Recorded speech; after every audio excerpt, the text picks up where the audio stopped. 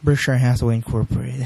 The shareholders of Berkshire Hathaway Incorporated are gaining net worth during 1986 was $1,492.5 million, or 26.1%. Over the last 22 years, that is, since present management took over, our per share book value has grown from $19.46 to $2,073.06, or 23.3% compounded annually. Both the numerator and denominator are important in the per share book value calculation. During the 22-year period, our corporate net worth has increased 10,600%, while shares outstanding have increased less than 1%. And past reports have noted the book value at most companies differs widely from intrinsic business value. The number that really counts for owners in our own case, however, book value has served more than a decade as a reasonable, if somewhat conservative, proxy for business value. That is, our business value has moderately exceeded our book value, with the ratio between the two remaining fairly steady.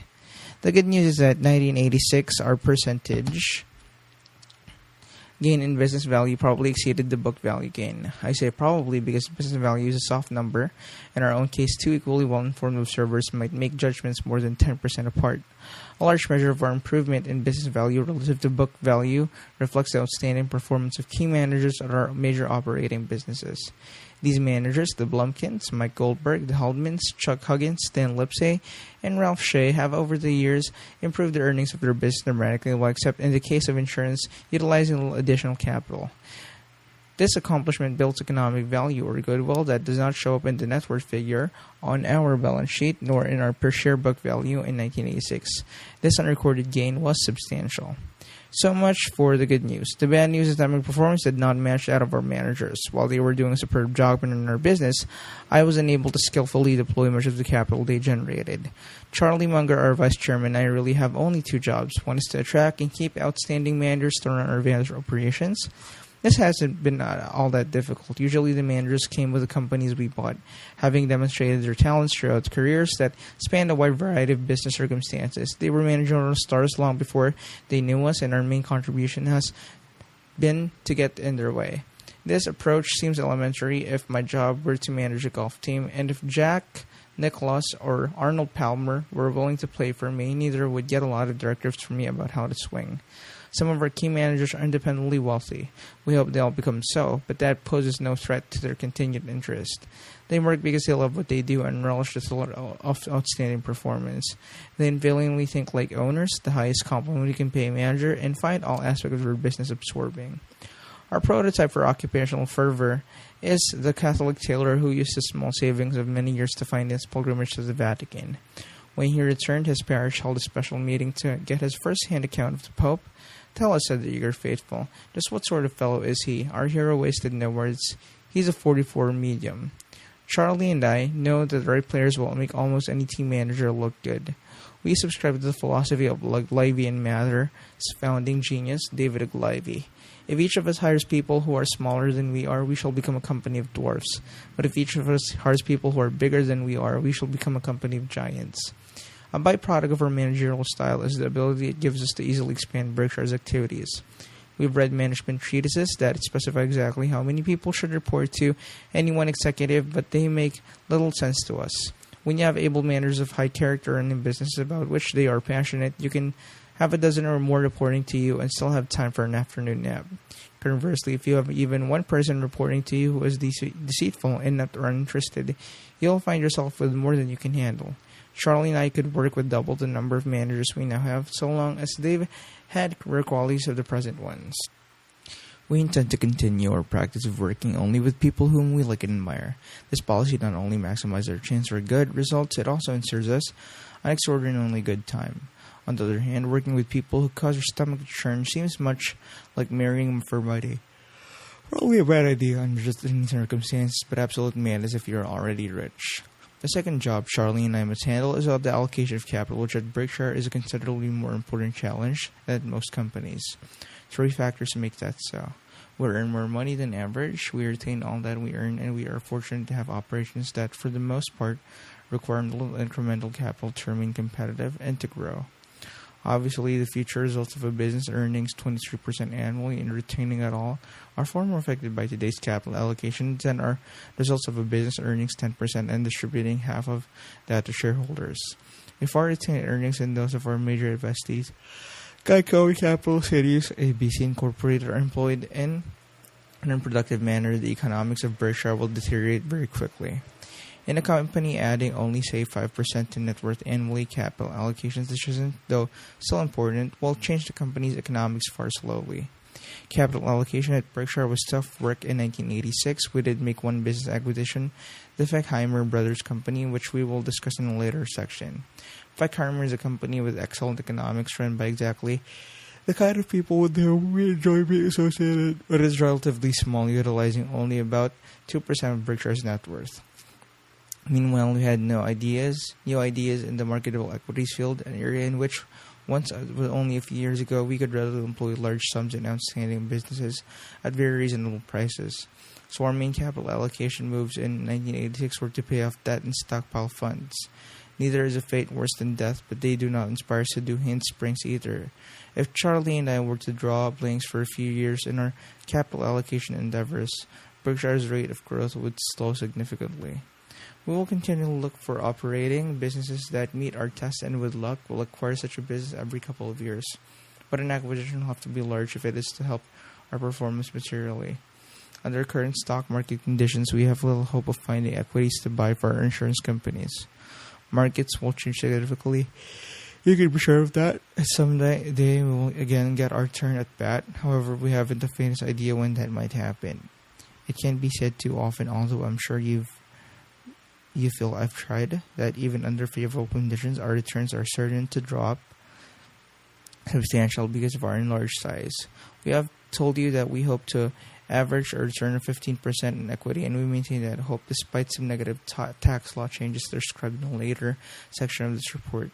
If we are to achieve this rate of return, our net worth must increase $7.2 billion in the next 10 years.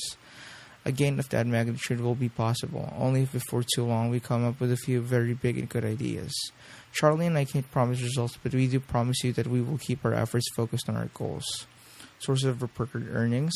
The table on the next page shows the major source of Berkshire's reported earnings. This table differs in several ways from the one present last year. We have had added 4 new lines of business because of the Scott Fetzer and Feckheimer acquisitions. In the case of Scott Fetzer, the 2 major units acquired were World Book and Kirby, and each is presented separately. 14 other businesses of Scott Fetzer are aggregated in Scott Fetzer Diversified Manufacturing. As a financial group, a credit company holding both World Book and Kirby receivables is included in other. This year, because Berkshire is so much larger, we also have eliminated separate reporting for several of our smaller businesses. In the table, amortization of goodwill is not charged against a specific business, but for reasons outlined in the appendix to my letter in the 1983 annual report, is aggregated as a separate item. A compendium of earlier letters, including the goodwill discussion, is available upon request. Both the Scott Fetzer and Feckheimer acquisitions created accounting goodwill, which is why the amortization charge for goodwill increased in 1986. Additionally, Scott Fetzer acquisition required other major purchase price accounting adjustments as prescribed by generally accepted accounting principles, GAAP. The GAAP figures of the course are the ones used in our consolidated financial statements. But in our view, the GAAP figures are not necessarily the most useful ones for investors or managers. Therefore, the figures shown for specific operating units are earnings before purchase price adjustments are taken into account. In effect, these are the earnings that would have been reported by the business if we have not purchased them.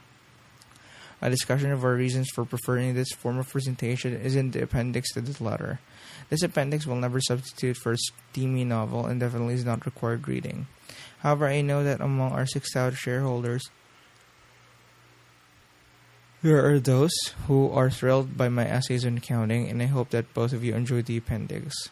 In the business segment data on page 41 to 43 and in the management discussion section on pages 45 to 49, you'll find much additional information about our business. I urge you to read those sections as well as Charlie Munger's letter to us co-shareholders, describing the various businesses of that subsidiary, which starts on page 50. Pre-tax earnings.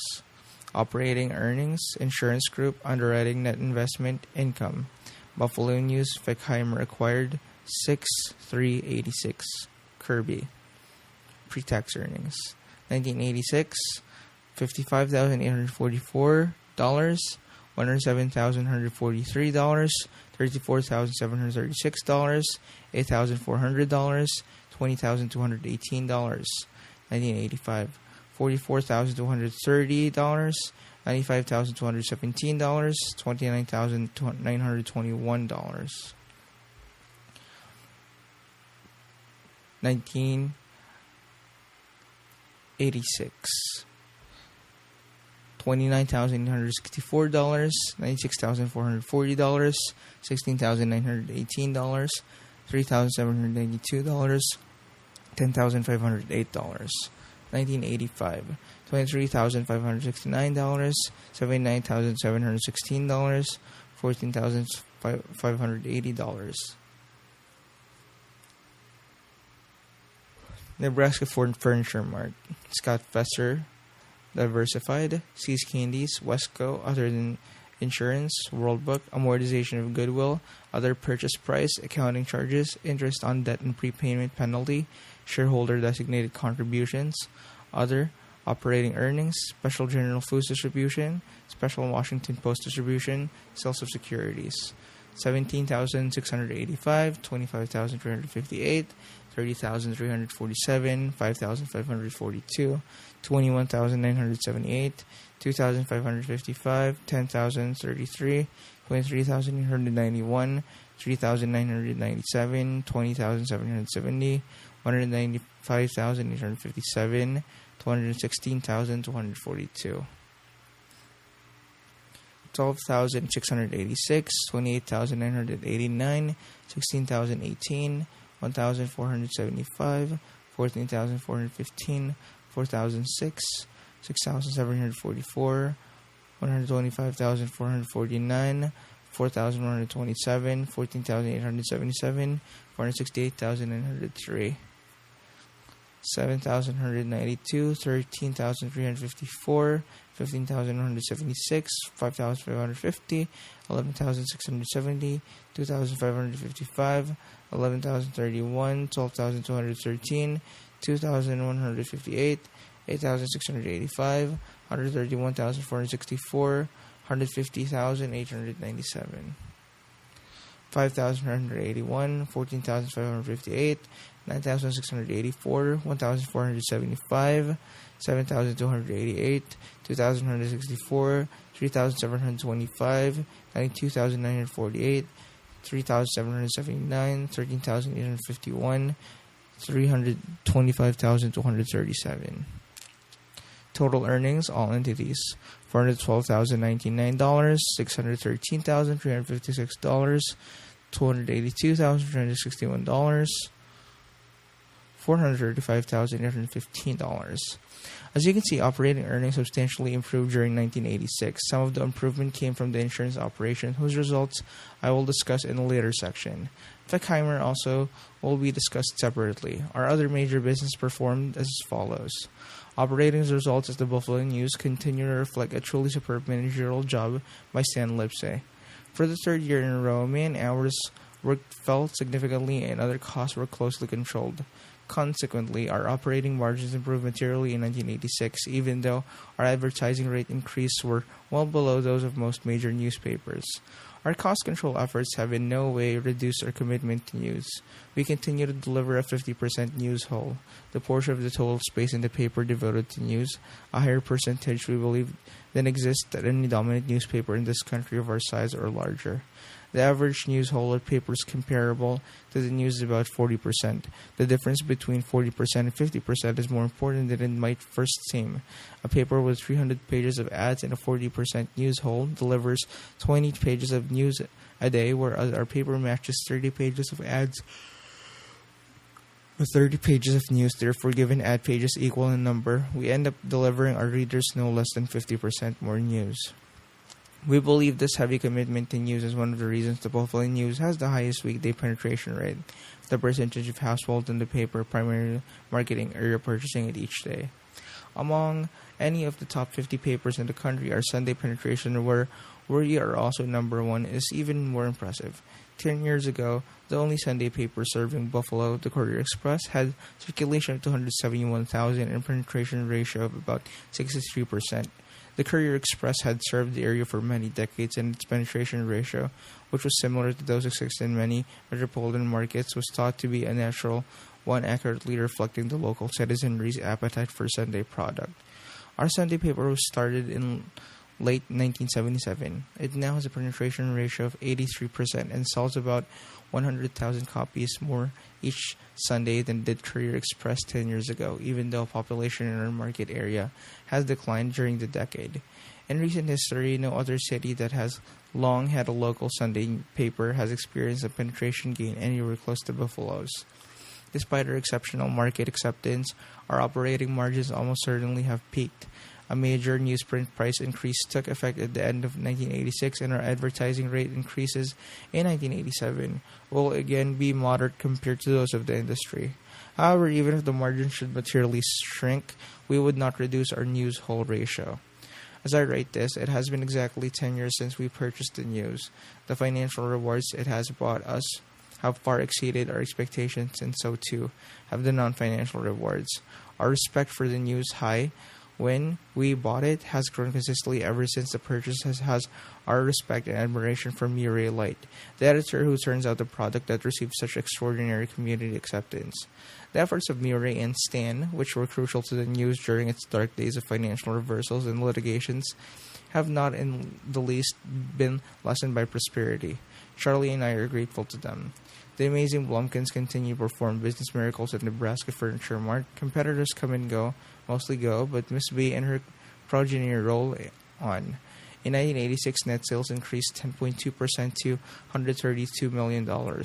10 years ago, sales were $44 million, and even then, NFM appeared to be doing just about all of the business available in the greater Omaha area.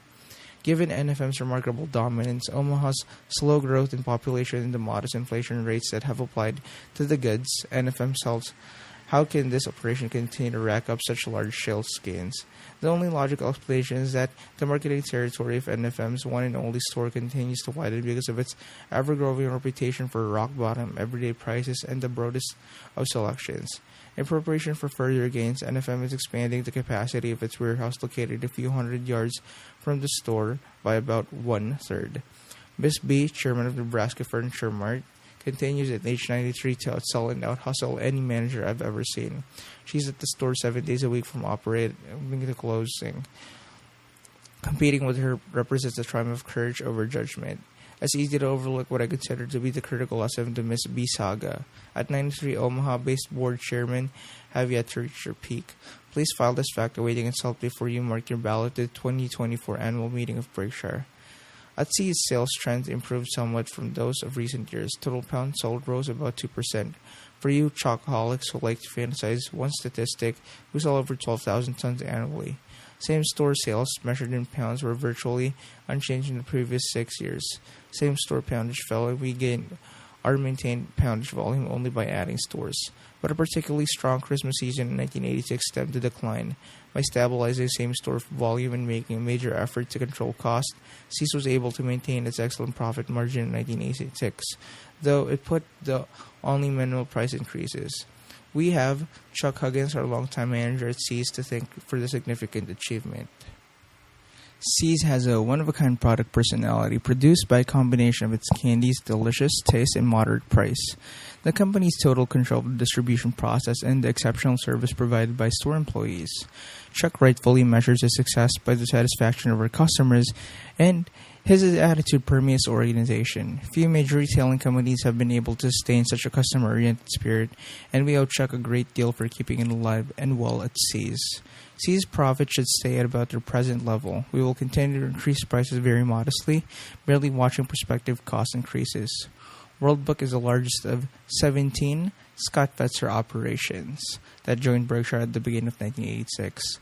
Last year, I reported to you enthusiastically about the businesses of Scott Fetzer and about Ralph Shea, its manager. A year's experience has added to my enthusiasm for both. Ralph is a superb businessman and a straight shooter. He also brings exceptional versatility and energy at his job despite the wide array of the businesses that he manages. He is on top of operations opportunities and problems of each, and like our other managers, Ralph is a real pleasure to work with. Our good fortune continues. World Book unit volume increased for the fourth consecutive year, with encyclopedia sales up 7% over 1985 and 45% over 1982. Childcraft's unit sales also grew significantly. World Book continues to dominate the U.S. direct sales encyclopedia market, and for good reasons. Extraordinarily well edited and priced at under 5 cents per page, these books are a bargain for youngsters and adults alike. You may find one editing technique interesting. World Book ranks over 44,000 words by difficulty. Longer entries in the encyclopedia include only the most easily comprehended words in the opening sections, with the difficulty of the material gradually escalating as the exposition proceeds. As a result, youngsters can easily and profitably read to the point at which subject matter gets too difficult instead of immediately having to deal with a discussion that mixes up words requiring college-level comprehension with others of 4th grade level. Selling a World Book is a calling. Over one-half of our active salespeople are teachers or former teachers, and another 5% have had experience as librarians. They correctly think of themselves as educators, and they do a terrific job. If you don't have a World Book set in your house, I recommend one. Kirby likewise recorded its 4th straight year of unit volume gains. Worldwide unit sales grew 4% from 1985 and 33% from 1982. While the Kirby product is more expensive than most cleaners, it performs in a manner that leaves cheaper units far behind. In the dust, so to speak, many 30 and 40-year-old Kirby cleaners are still in active duty. If you want the best, you buy Kirby. Some companies that historically have had great success in direct sales have stumbled in recent years. Certainly, the era of the working woman has created new challenges for direct sales organizations. So far, the record shows that both Kirby and World Book have responded most successfully. The business described above, along with the insurance operation and Feckheimer, constitute our major business units. The brevity of our descriptions is in no way meant to diminish the importance of these businesses to us. All have been discussed in the past annual reports, and because of the tendency of Berkshire owners to stay in the fold, about 98% of the stock at the end of each year is owned by people who were owners at the start of this year. We want to avoid undue repetition of basic facts. You can be sure that we will immediately report to you in detail of the underlying economics or competitive position of any of these businesses should materially change in general. The business described in this section can be characterized as having very strong market positions, very high returns on capital employed, and the best of operating managements. The Feckheimer Brothers Company. Every year in Berkshire's annual report, I include a description of the kind of business that we would like to buy. This ad paid off in 1986. On January 15th of the last year, I received a letter from Bob Heldman of Cincinnati, a shareholder for many years and also chairman of Feckheimer Brothers.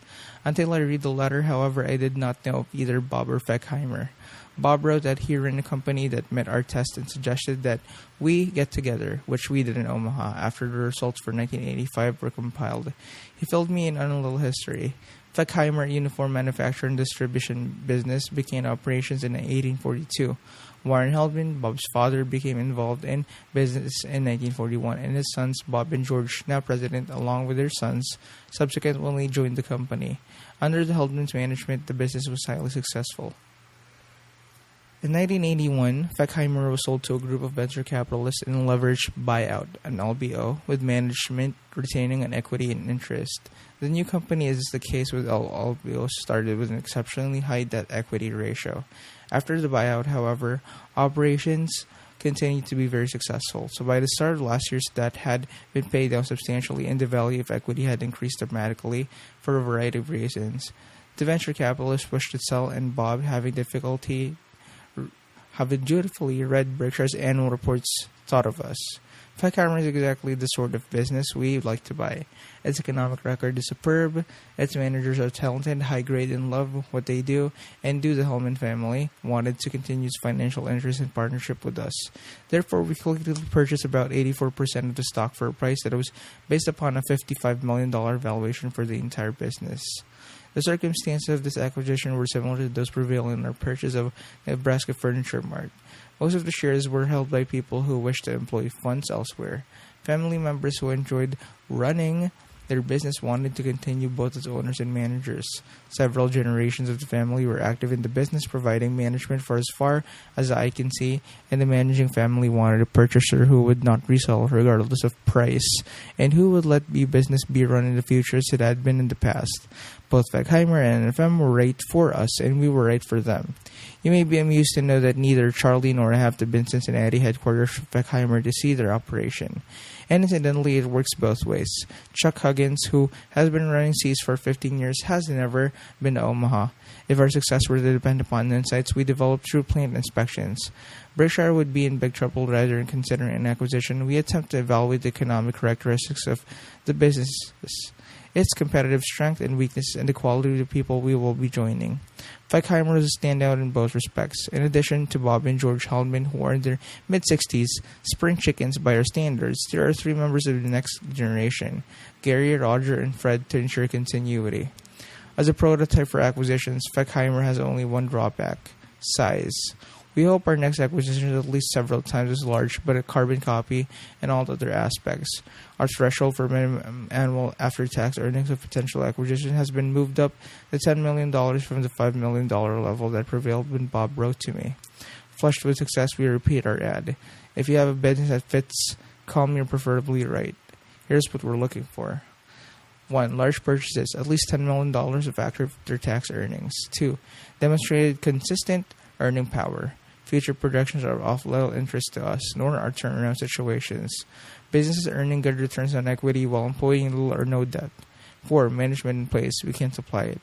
5. Simple businesses. If there's lots of technology, we won't understand it. 6. An offering price. We don't want to waste our time or that of the seller by talking, even preliminary about transaction when price is unknown. We will not engage in unfriendly takeovers. We can promise complete confidentiality and a very fast answer, customarily within 5 minutes, as to whether we're interested.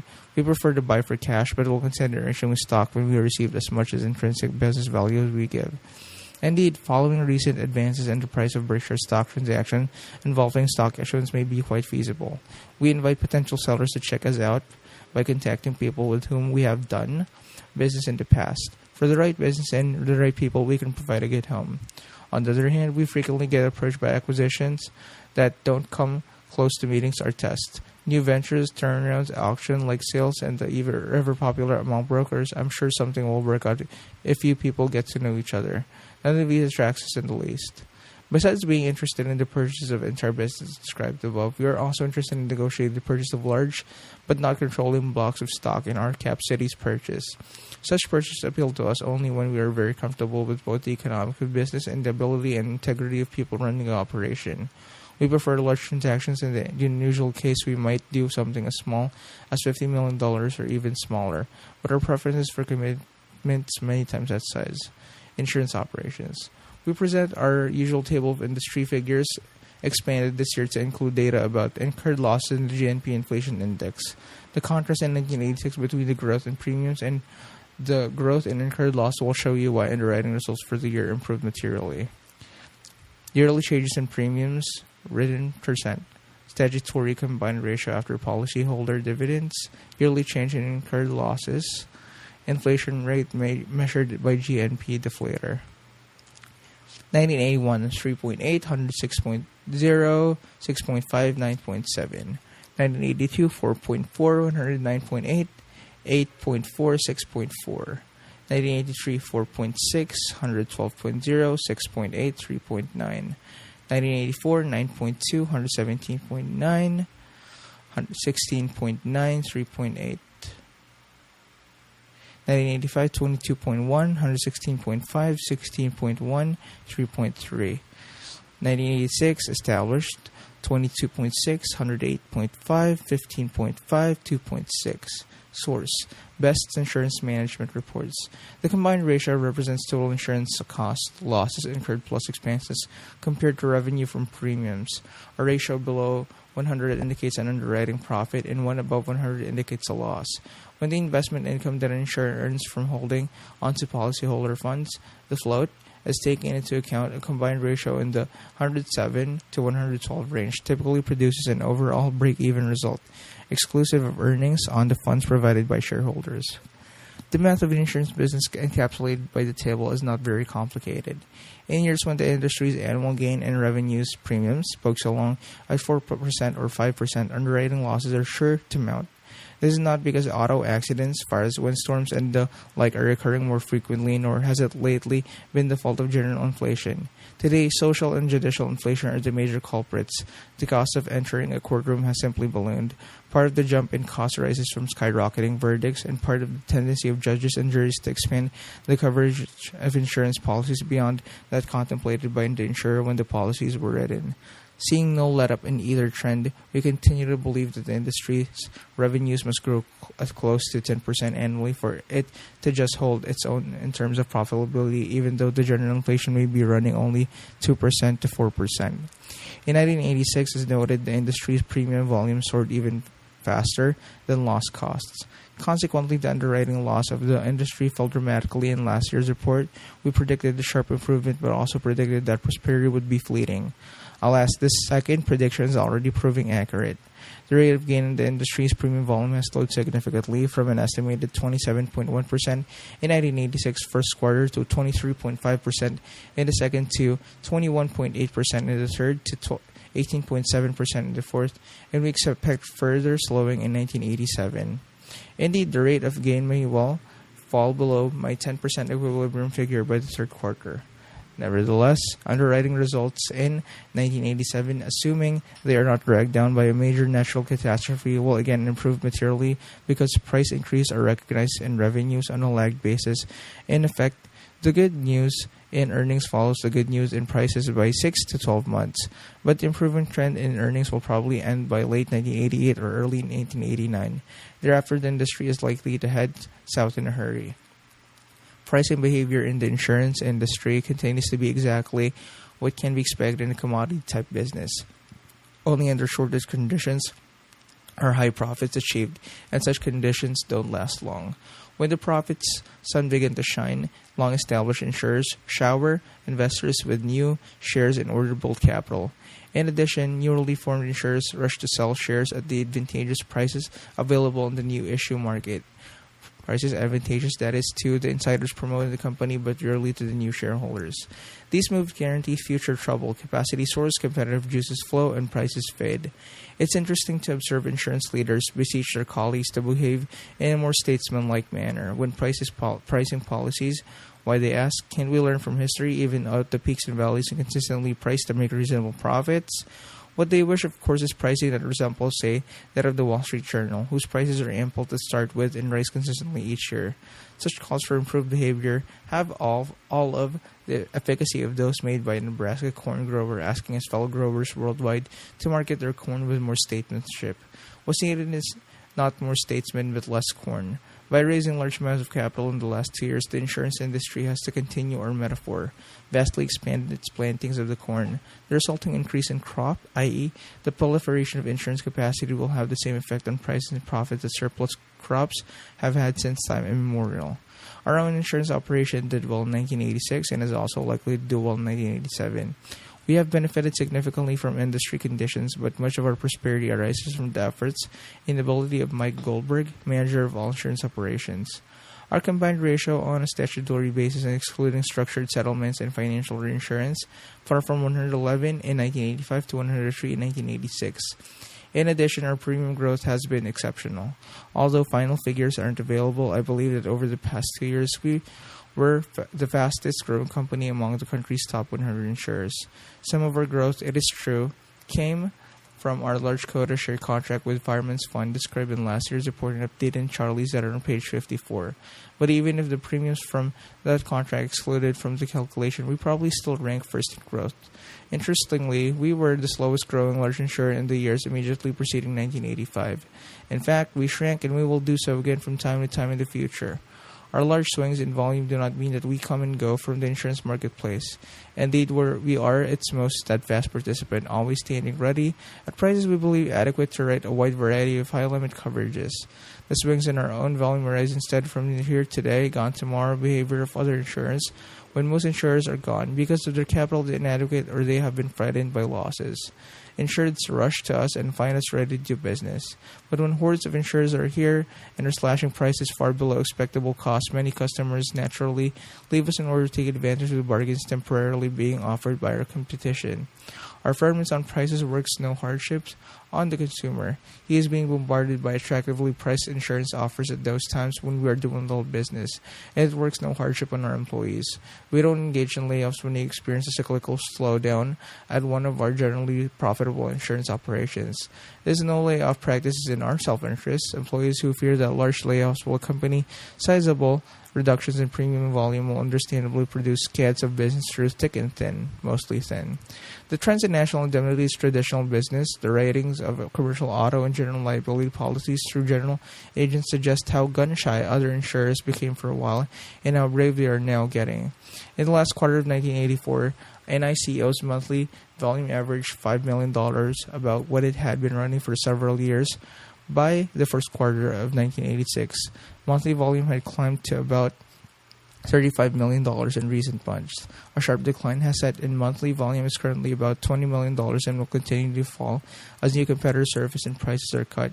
Ironically, the managers of certain major new competitors are very same managers that just a few years ago bankrupted insurers that were our old competitors. Through state-mandated guarantee funds, we must pay some of the losses of these managers left unpaid, and now we find them writing the same sort of business under a new name, says Laguerre. The business we call large risk expanded significantly during 1986 and will be important to us in the future. In this operation, we regularly write policies with annual premiums of $1 to $3 million or even higher. This business will necessarily be highly volatile, both in volume and profitability, but our premier capital position and willingness to write large net lines make us a very strong force in the market. When prices are right, on the other hand, our structured settlement business has become near dormant because present prices makes no sense to us. The 1986 loss reserve development of our insurance group is chronicled on page 46. The figures show the amount of earned or year-end 1985 liabilities, the year of settlements, and further evaluation has revealed. As you can see, what I told you last year about our loss liabilities was far from true, and that makes 3 years in a row of error. If the psychological rules that applied to Pinocchio were to apply to me, my nose would now draw crowds. When insurance executives belatedly establish proper reserves, they often speak of reserve strengthening, a term that has rather a noble ring to it. They almost make it sound as if they are adding extra layers of strength to an already solid balance sheet. That's not the case. Instead, the term is a euphemism for what should more properly be called correction of a previous untruths, albeit non-intentional ones. We made a special effort at the end of 1986 to reserve accurately. However, we tried just as hard at the end of 1985.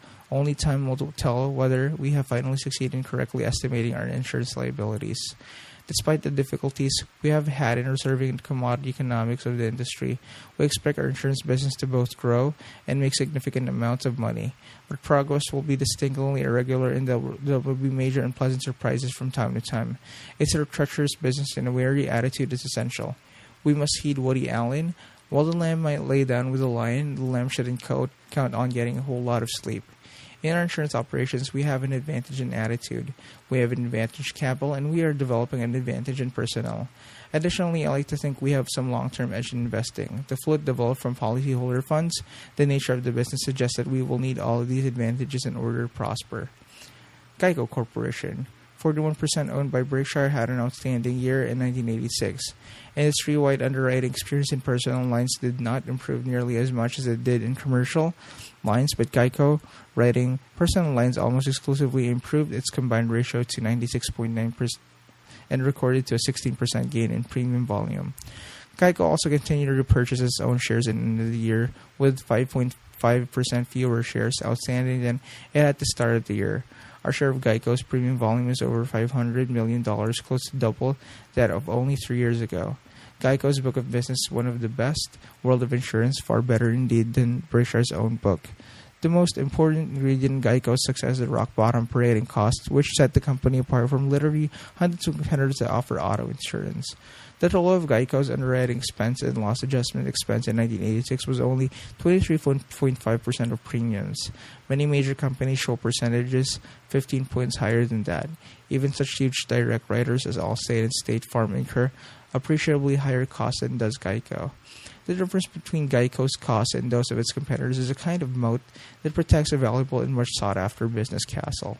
No one understands this moat around the castle concept better than Bill Snyder, chairman of Geico.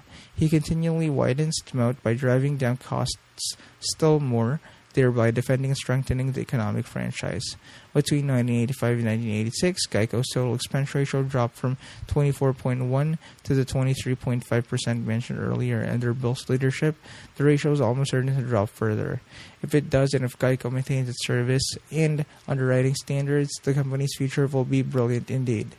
The second stage of the Geico rocket is fueled by Lou Simpson, vice chairman who has run the company's investments since like 1979.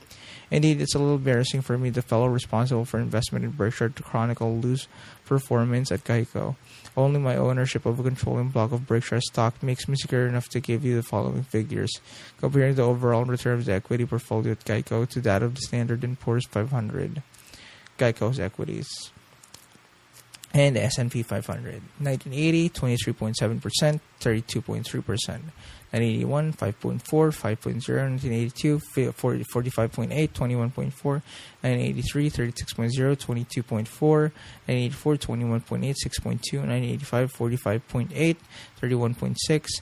1986, 38.7, 18.6. These are not only terrific figures, but fully as important.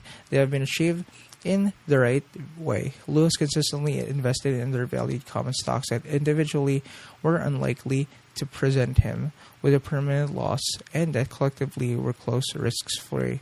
In sum, Geico is an exceptional business run by exceptional managers. We are fortunate to be associated with them. Marketable securities. During 1986, our insurance companies purchased about $700 million of tax-exempt bonds, most having matured of 8 to 12 years. You might think that this commitment indicates considerable enthusiasm for such bonds. Unfortunately, that's not so. At best, the bonds are mediocre investments. They simply seemed the least objectionable alternative at the time we bought them, and still seem so. Current liking neither stocks nor bonds, I find myself the polar opposite of Mae West, as she declared, I like only two kinds of men, foreign and domestic. We must of necessity hold marketable securities in our insurance companies, and as money comes in, we have only 5 directions to go. Long-term common stock investments. 2. Long-term fixed income securities. 3. Medium-term fixed income securities. 4. Short-term cash equivalents. And 5. Short-term arbitrage commitments. Common stocks, of course, are the most fun. When conditions are right, that is, when the companies with good economic and good management sell well below intrinsic business value, stocks sometimes provide grand slam home runs. But we currently find no equities that come close to meeting our tests. This statement in no way translates into stock market prediction. We have no idea and never have had whether the market is going to go up, down, or sideways in the near or intermediate near-term future. What we do know, however, is that occasional outbreaks of those two super contagious diseases, fear and greed, will forever occur in the investment community. The timing of these epidemics will be unpredictable, and the market aberrations produced by them will be equally unpredictable, both to duration and degree. Therefore, we never try to anticipate the arrival or departure of either disease. Our goal is more modest. We simply attempt to be fearful when others are greedy, and to be greedy only when others are fearful. As this is written, little fear is visible in Wall Street. Instead, euphoria prevails, and why not?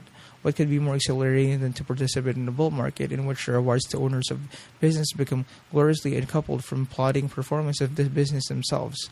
Unfortunately, however, stocks can outperform business indefinitely. Indeed, because of the heavy transaction and investment management costs they bear, stockholders as a whole and over the long term must inevitably underperform the companies they own. If American business in aggregate earns about 12% in equity annually, investors must end up earning significantly less. Bull markets can obscure mathematical loss, but they cannot repeal them. The second category of investments open to our insurance companies is long-term bonds. These are unlikely to be of interest to us except in very special situations, such as the Washington Public Power Supply System, number 1, number 2, and number 3, issues discussed in our 1984 report. At year-end, we owned WPPSS issues having an amortized cost of $218 million and a market value of $310 million, paying us $31.7 million in annual tax-exempt income.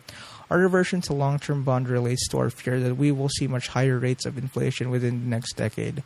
Over time, the behavior of our currency will be determined by the behavior of our legislators. This relationship poses a continuing threat to currency stability and a corresponding threat to the owners of long-term bonds. We continue to periodically employ money in the arbitrage field. However, unlike most arbitrageurs who purchase dozens of securities each year, we purchase only a few. We restrict ourselves to large deals that have been announced publicly and do not bet on to come. Therefore, our potential profits are apt to be small, but with luck, our disappointments will also be few. Our year-end portfolio shown below includes our one arbitrage commitment, Lear Sigler, Our balance sheet also includes a receivable for $145 million representing the money owed us and paid a few days later by Unilever, then in the process of purchasing Cheeseboro Ponds, another of our arbitrage holdings. Arbitrage is an alternative to treasury bills as a short-term parking place for money, a choice that combines potentially higher returns with higher risk. To date, our returns for the funds committed to arbitrage may have been many times higher than they would have been had we left those funds in treasury bills. Nevertheless, one bad experience could change the scorecard markedly.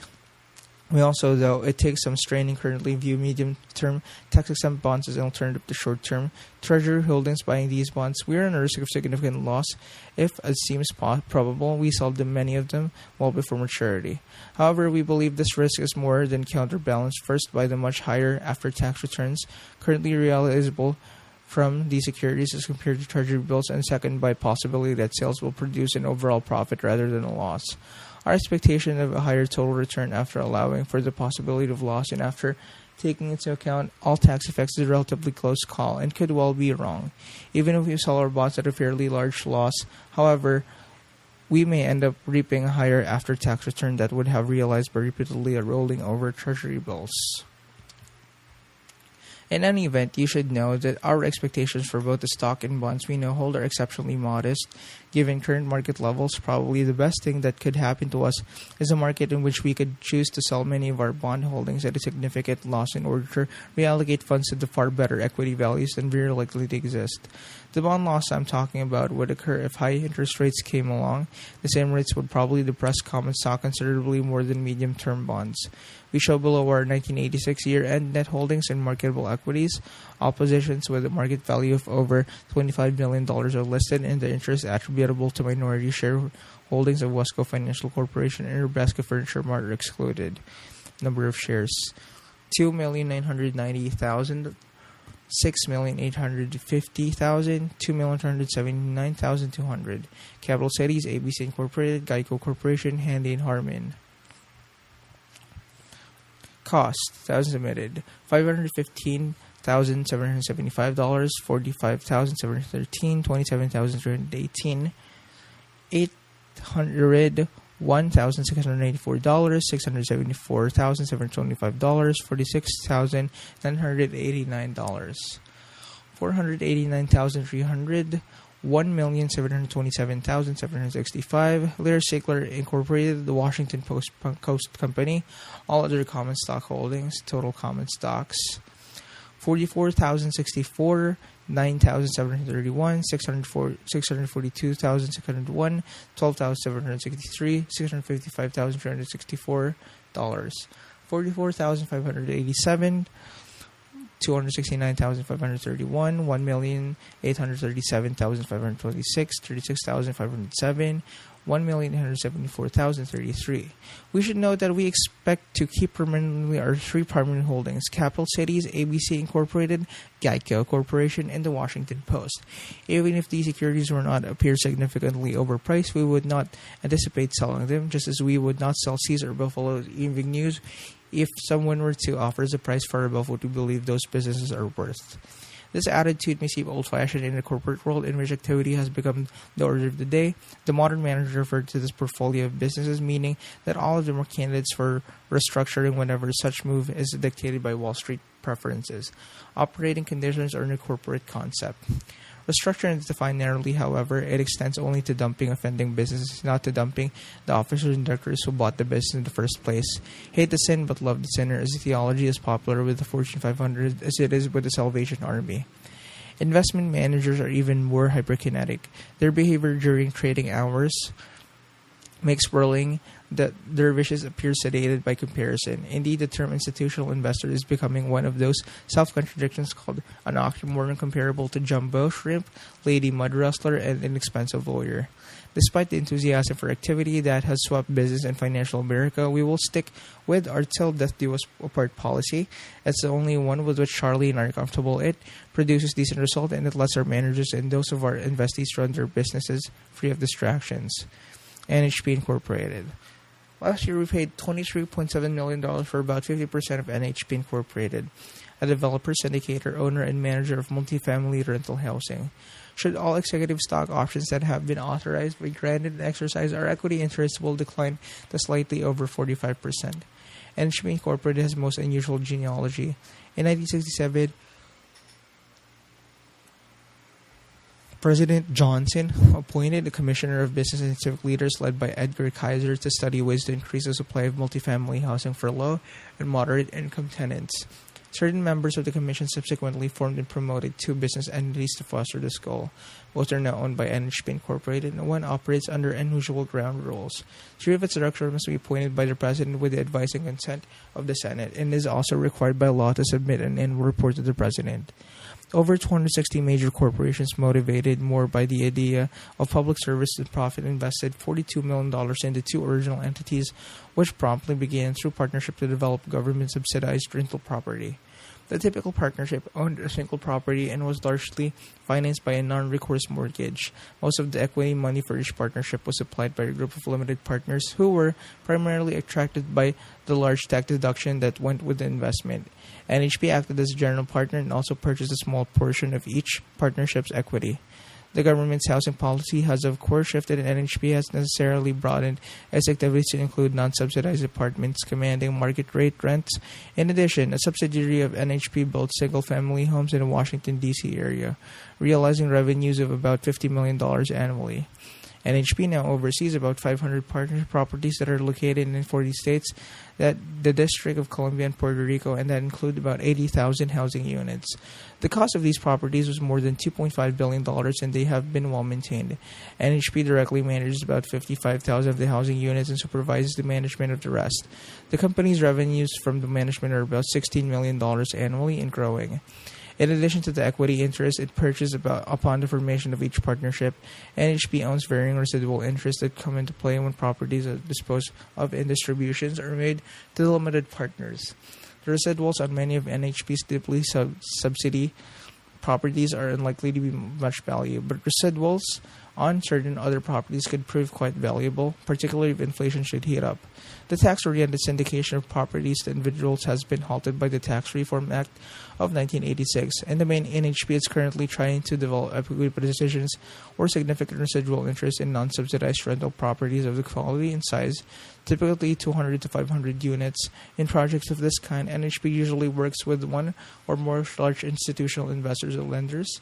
NHP will continue to seek ways to develop low and moderate income apartment housing, but will not likely meet success unless government policy changes. Besides ourselves, the large shareholders in NHP are Weyerhaeuser, whose interest is about 25% in the management group led by Rod Heller, chief executive of NHP. About 60 major corporations also continues to hold small interests no larger than 2%. Taxation. The Tax Reform Act of 1986 affects our various businesses in important and divergent ways. Although we find much to praise in the Act, the net financial effect of Berkshire is negative. Our rate of increase in business value is likely to be at least moderately slower under the new law than under the old.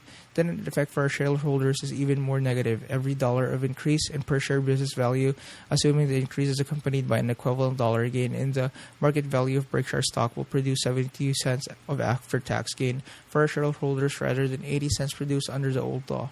The result, of course, reflects the rise in the maximum tax rate on personal capital gains from 20% to 28%. Here are the main tax changes that affect Berkshire. The tax rate on corporate ordinary income is scheduled to decrease from 46% in 1986 to 34% in 1988. This change obviously affects us positively, and it also has a significant positive effect on two of our three major investees, Capital Cities, ABC, and the Washington Post Company. I say this knowing that over the years there has been a lot of fuzzy and often partisan commentary about who really pays corporate taxes, business or their customers. The argument, of course, has usually turned around tax increase, not decreases. Those people resisting an increase in corporate rates frequently argue that corporations in reality pay none of the taxes levied on them, but instead access over the economic pipeline, passing all taxes through to consumers. According to these advocates, any corporate tax increase will simply lead to higher prices that, for the corporation, offset the increase. Having taken this position, proponents of the pipeline theory must also conclude that a tax decrease for corporations will not help profits, but will instead flow through, leading to correspondingly lower prices for consumers. Conversely, others argue that corporations not only pay the taxes levied upon them, but absorb them also. Consumers, the school says, will be unaffected by changes in corporate rates. What really happens when the corporate rate is cut? Do Berkshire, the Washington Post, Cap Cities, etc. themselves soak up benefits, or these companies pass the benefits along to their customers in the form of lower prices? This is an important question for investors and managers as well as for policymakers. Our conclusion is that in some cases the benefits of lower corporate taxes fall exclusively or almost exclusively upon the corporation and its shareholders, and that in other cases the benefits are entirely or almost entirely passed through to the customer. What determines the outcome is the strength of the corporation's business franchise and whether the profitability of that franchise is regulated. For example, when the franchise is strong and after-tax profits are regulated in a relatively precise manner, as is the case with electric utilities, changes in corporate tax rates are largely reflected in prices, not in profits. When taxes are cut, prices will usually be reduced in short order. When taxes are increased, prices will rise, though often not as promptly. A similar result occurs in the second arena, in the price-competitive industry, whose companies typically operates with very weak business franchises. In such industries, the free market regulates after-tax profits in a delayed and irregular but generally effective manner. The marketplace, in effect, performs much the same function in dealing with the price-competitive industry as the Public Utilities Commission does in dealing with electric utilities. In these industries, therefore, tax changes eventually affect prices more than profits. In the case of unregulated businesses blessed with strong franchises, however, it's a different story. The corporation and its shareholders are the major beneficiaries of tax cuts. These companies benefit from a tax cut much as the electric company would if a regulator forced down prices. Many of our businesses, both those we own and who in part possess such franchises, consequently, reductions in their taxes largely end up in our pockets rather than the pockets of our customers. While this may be politic to state, it is impossible to deny. If you're tempted to believe otherwise, think for a moment of the most able-brained surgeon or lawyer in your area. Do you really expect the fees of this expert, the local franchise holder in his or specialty, to be reduced now that the top personal tax rate is being cut from 50% to 28%? Your joy at our conclusion that lower rates benefit a number of our operating businesses and investees should be severely tempered. However, by another of our convictions, scheduled 1988 tax rates, both individual and corporate, seem totally unrealistic to us. These rates will very likely bestow fiscal problem in Washington that will prove incompatible with price stability. We believe, therefore, that ultimately within, say, 5 years, either higher tax rates or higher inflation rates are almost certain to materialize, and it would not surprise us to see both. Corporate capital gains tax rates have been increased from 28% to 34%, effective in 1987. This change will have an important adverse effect on Berkshire because we expect much of our gain and business value in the future, as in the past, to arise from capital gains. For example, our three major investment holdings, Cap Cities, Geico, and Washington Post, at year-end had a market value of over $1.7 billion, close to 75% of the total net worth of Berkshire, and yet they deliver us only about $9 million in annual income. Instead, all three retain a very high percentage of their earnings, which we expect to eventually deliver as capital gains. The new law increases the rate for all gains realized in the future, including the unrealized gains that existed before the law was enacted. At year-end, we had $1.2 billion such unrealized gains in our equity investment.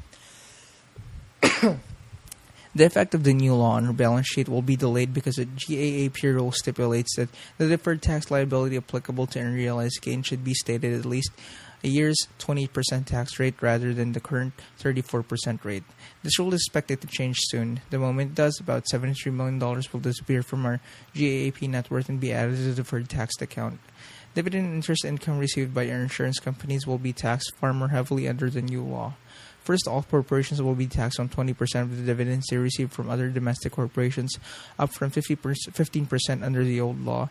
Second, there is a change concerning the residual 80% that applies only to property casualty companies. 15% of that residual will be taxed if the stocks paying the dividends were purchased after August 7, 1986. A third change, again applying only to property casualty companies, concern tax-exempt bonds. Interest on bonds purchased by insurers after August 7, 1986 will only be 85% tax-exempt. The last two changes are very important. They mean that our income from investments we make in future years will be significantly lower than would have been the case under the old law. My best guess is that these changes alone will eventually reduce the earning power of our insurance operation by at least 10% from what we could previously have expected. The new tax law also materially changes the timing of tax payments by property casualty insurance companies.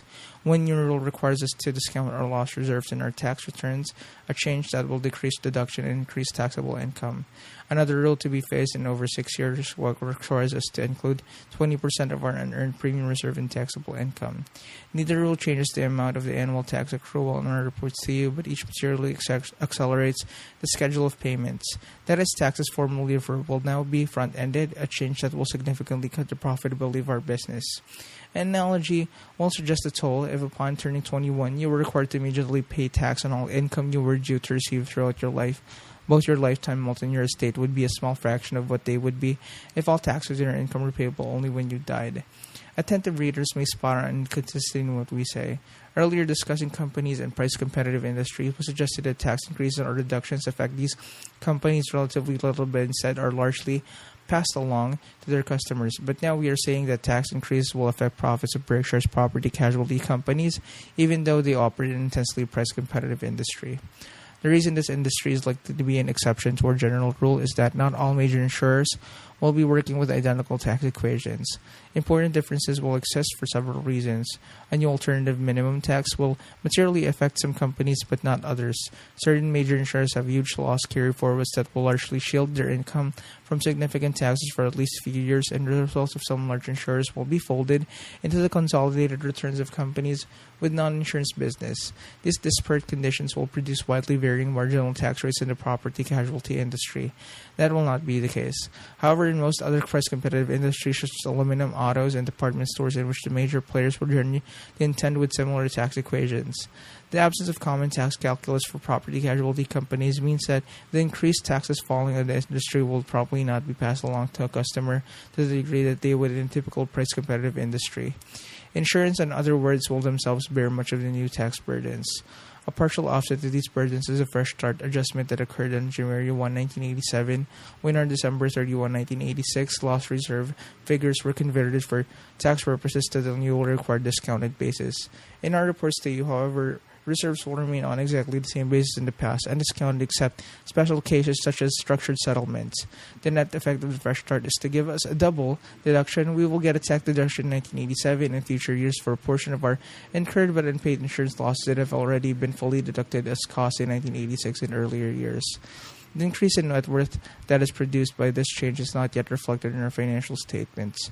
Rather, under present GAAP rules, which may be changed, the benefit will flow into the earnings statement and consequently into net worth over the next few years by way of reduced tax charges. We expect the total benefit from the fresh start adjustment to be in the $30 to $40 million range.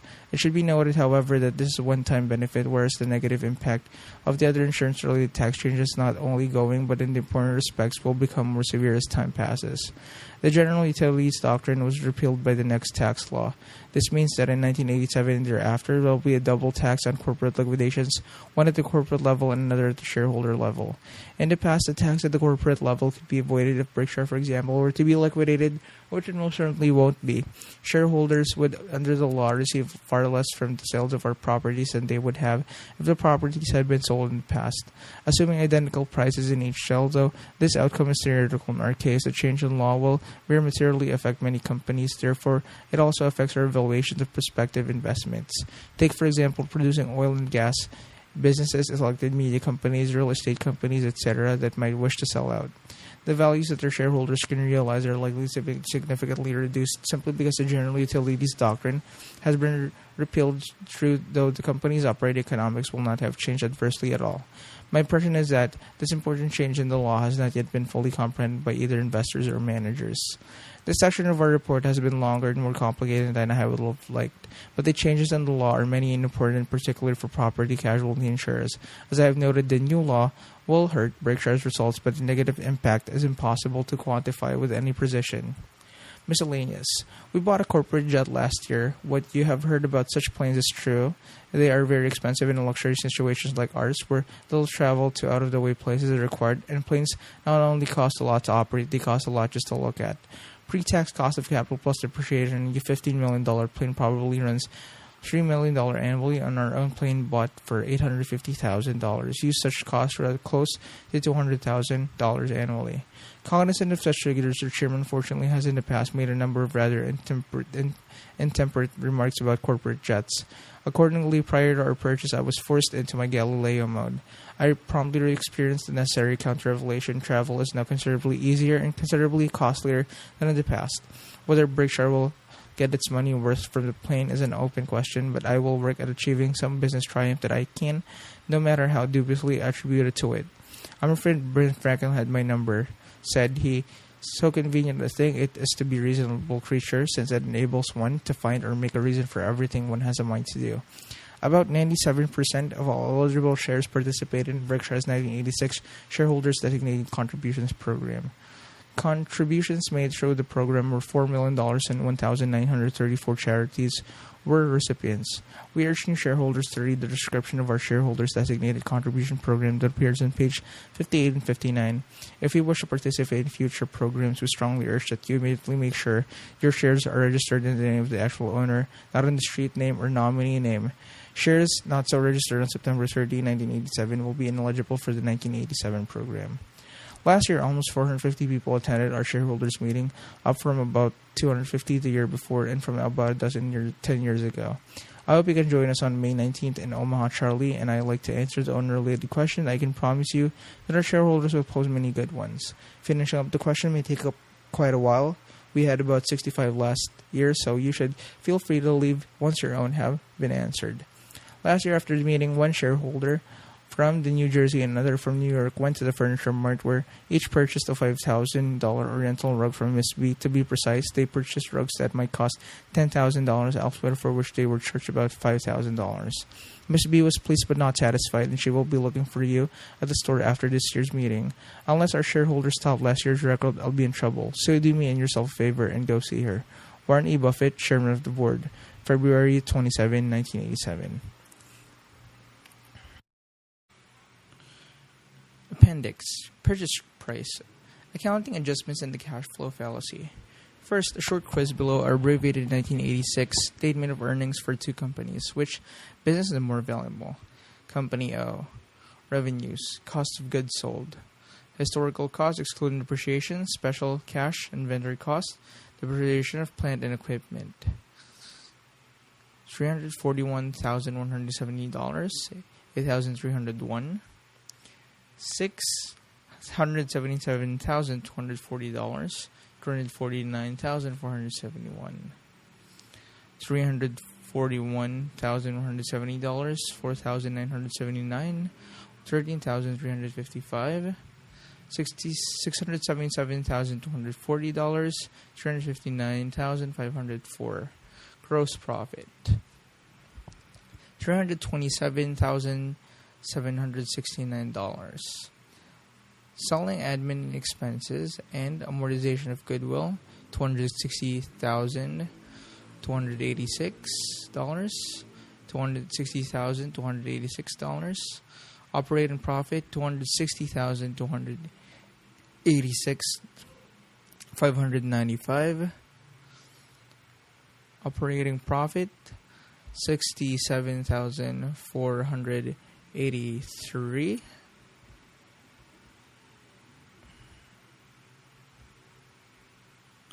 $56,855.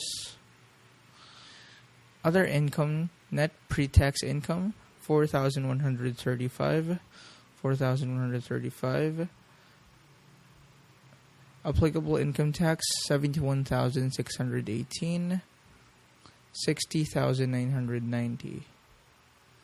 Historical deferred and current tax $31,387. $31,387. And non-cash inter-period allocation adjustment $31,387. $998. $32,385. Net income $40,231 and $28,605. Numbers 1 through 4 designate items discussed later in this section. As you've probably guessed, companies O and N are the same business. Scott Fester in the O for old column, we have shown that the company's 1986 GAAP earnings would have been if we had not purchased it. In the N for new column, we have shown Scott Fester's GAAP earnings as actual reported by Berkshire. It should be emphasized too that the two columns depict identical economics, i.e., the same sales, wages, taxes, etc., and both companies generate the same amount of cash for owners. Only the accounting is different. So, fellow philosophers, which column presents the truth? Upon which set of numbers should managers and investors focus? Before we tackle those questions, let's look at what produces this parity between O and N. We will simplify our discussion in some respects, but the simplification should not produce any inaccuracies in analysis or conclusions. The contrast between O and N comes about because we paid an amount for Scott Fetzer that was different from its stated net worth.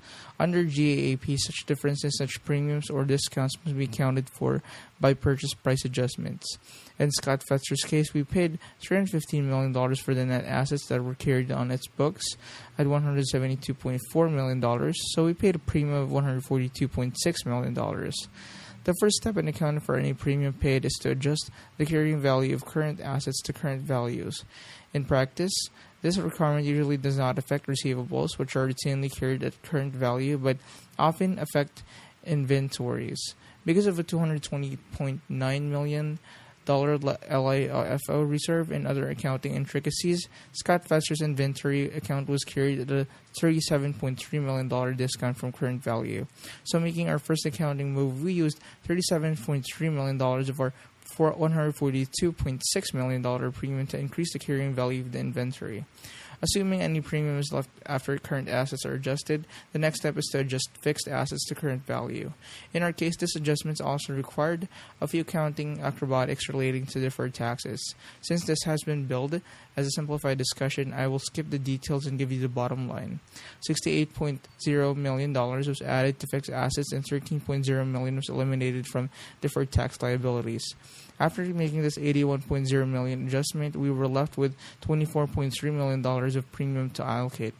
Had our situation called for them, two steps would next have been required: the adjustment of intangible assets other than goodwill to current fair values and the restatement of liabilities to current fair values, a requirement that typically affects only long-term debt and unfunded pension liabilities. In Scott Fetzer's case, however, neither of these steps was necessary. The final accounting adjustment we needed to make after recording fair market values for all assets and liabilities was the assignment of the residual premium to goodwill, technically known as excessive cost over the fair value of net assets acquired. This residual amounted to $24.3 million, thus the balance sheet of Scott Fetzer's immediately before the acquisition, which is summarized below in column O, was transformed by the purchase into the balance sheet shown in column N. In real terms, both balance sheets depict the same assets and liabilities, but as you can see, certain figures differ significantly. Company O, Company N, thousands submitted. Assets, cash and cash equivalents, $3,593, $3,593. Receivable nets, $90,919, $90,919. Inventories, $77,489, $114,764. Other, $5,954, $5,954. Total current assets, $177,955, $215,230. Property, plant, and equipment net, $80,967, $148,960. Investment in and advances to unconsolidated subsidiaries and joint ventures, $93,589, $93,589. Other assets including goodwill, $9,836, $34,210, $362,347, $491,989. Liabilities, notes and payable in the current portion of long-term debt, $4,650. Accounts payable, $39,003. Accrued liabilities, $84,939, $84,939. Total current liabilities, $128,592, $128,592. Long-term debt and capitalized leases, $34,669, $34,669. Deferred income taxes, $17,052, $4,075.